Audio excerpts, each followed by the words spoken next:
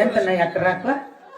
ఎకరాకు ఒకటి వచ్చి 5,000, ఒకటి వచ్చి 7,000. 7,000 మొత్తం 9,000 పడుతుందా? 4 ఎకరాలకి ఎంత? 4, 14, 28,000.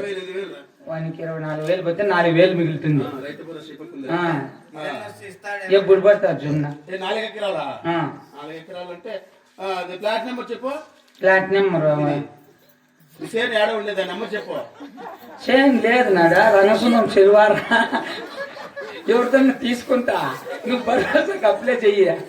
నా పేరు మీద 4 ఎకరాలు అప్లై చెయ్య. కాదు నా రంగసుందరం బారు ఏరుందా ఆ చెరువారు 4 ఎకరాలు ఉన్నది ముంటకంపల జేసీపీ పెరికిచ్చేస్తే నా పేరు రాసుకుంటా, ఆన్లైన్ చేసుకుంటా. నువ్వు భరోసాకి అప్లై చేయి. 28,000 పడుతుంది.